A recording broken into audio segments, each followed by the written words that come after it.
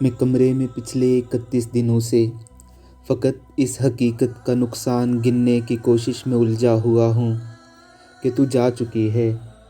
تجھے رائے گانی کا رتی برابر اندازہ نہیں ہے۔ تجھے یاد ہے وہ زمانہ جو کیمپس کی پک ڈنڈیوں پر ٹہلتے ہوئے کٹ گیا تھا؟ تجھے یاد ہے جب قدم چل رہے تھے کہ ایک پیر تیرا تھا اور ایک میرا؟ قدم وہ جو دھرتی پہ آواز دیتے تھے جیسے ہو راگا کوئی مطربوں کا، قدم جیسے ساپا گاما پاگا سارے، وہ طبلے کی ترکٹ پہ تک دن دنک دن تنک دن دنا دن بہم چل رہے تھے، قدم جو مسلسل اگر چل رہے تھے تو کتنے گویوں کے گھر چل رہے تھے۔ مگر جس گھڑی تو نے اس راہ کو میرے تنہا قدم کے حوالے کیا تھا، ان سروں کی کہانی وہیں رک گئی۔ کتنی فنکاریاں، کتنی باریکیاں، کتنی کلیاں بلاول گویوں کے ہونٹوں پہ آنے سے پہلے فنا ہو گئی۔ کتنے نصرت فتح، کتنے مہدی حسن منتظر رہ گئے کہ ہمارے قدم پھر سے اٹھنے لگیں۔ تجھ کو معلوم ہے جس گھڑی میری آواز سن کر تو ایک زاویے پر پلٹ کر مڑی تھی، وہیں سے ریلیٹیوٹی کا جنازہ اٹھا تھا کہ اس زاویے کی کشش میں ہی یونان کے فلسفی سب زمانوں کی ترتیب برباد کر کے تجھے دیکھنے آ گئے تھے کہ تیرے جھکاؤ کی تمثیل پر اپنی ترچھی لکیروں کو ہم دے سکیں، اپنی اکڑی ہوئی گردنوں کو لیے اپنے وقتوں میں پلٹیں جیومیٹری کو جنم دے سکیں۔ اب بھی کچھ فلسفی اپنے پھیکے زمانوں سے بھاگے ہوئے میرے رستے پہ آنکھیں بچھائے ہوئے اپنی دانست میں یوں کھڑے ہیں کہ جیسے وہ دانش کا منبع یہیں پر کہیں ہے، مگر مڑ کے تکنے کو تو ہی نہیں ہے۔ تو کیسے فلورنس کی تنگ گلیوں سے کوئی ڈیوانچی اٹھے، کیسے ہسپانیہ میں پکاسو بنے، ان کی آنکھوں کو تو جو میسر نہیں ہے۔ یہ سب تیرے میرے اکٹھے نہ ہونے کی قیمت ادا کر رہے ہیں کہ تیرے نہ ہونے سے ہر ایک زماں میں، ہر ایک علم و فن میں، ہر ایک داستاں میں کوئی ایک چہرہ بھی تازہ نہیں ہے۔ تجھے رائے گانی کا رتی برابر اندازہ نہیں ہے۔ جو بات گنتی کے چند دنوں سے شروع ہوئی تھی وہ سالہا سال تک چلی ہے، کئی زمانوں میں بٹ گئی ہے۔ میں ان زمانوں میں لمحہ لمحہ تمہاری نظروں کا بن رہا ہوں۔ میں اب تلک بھی تمہارے جانے کا باقی نقصان گن رہا ہوں۔ مجھے زمانہ یہ کہہ رہا تھا کہ رائے گانی مبالغہ ہے، بھلا تمہاری جدائی کا دکھ زمان و مکان کو ہلا رہا ہے، بھلا ریلیٹیوٹی کی سائنس کسی کے مڑنے سے منسلک ہے۔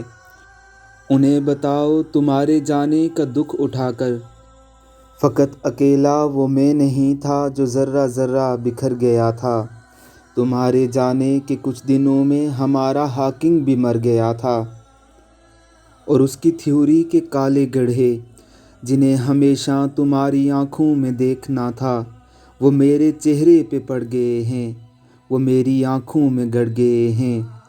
تمہارے جانے کے بعد سب کچھ ہی ایک 80 کے زاویے پہ پلٹ گیا ہے کہ میرا ہونا تمہارے ہونے سے منسلک تھا۔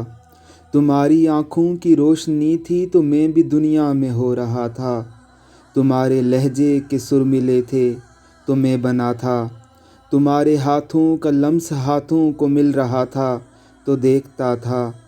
ہمارے ہاتھوں کے ایٹموں کی دفاع کی قوت کشش میں کیسے بدل رہی ہے، پر اب تمہاری نظر کہیں ہے، تمہارا لہجہ بھی اب نہیں ہے۔ تو تم بتاؤ میں کس طریقے سے اپنی ہستی کو نیستی سے جدا کروں گا؟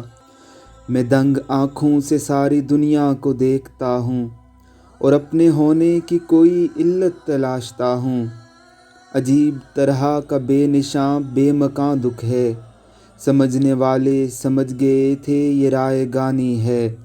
رائے گانی تمام صدیوں کا ہام دکھ ہے، میں اب حقیقت سمجھ رہا ہوں، تمام دکھ تھا، تمام دکھ ہے۔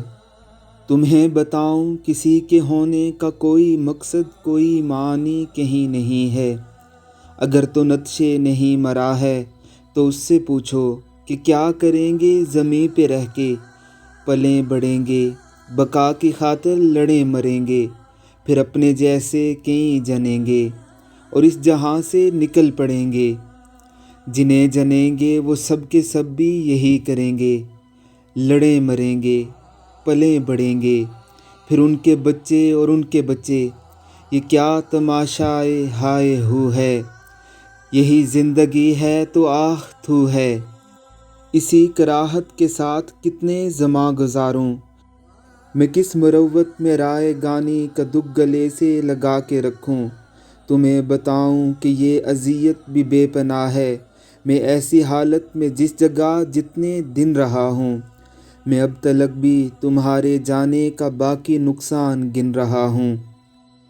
اور کتنی دفعہ ایک ہی راگ پھر سے سنوں، بانسری کی تھکن مجھ کو کونوں مکاں کی سبھی وسعتوں سے پکڑ لائی ہے۔ کن زمانوں کی پرتوں میں الجھی ہوئی ایک ساتھ کو یہ یاد کی رسیوں میں جکڑ لائی ہے۔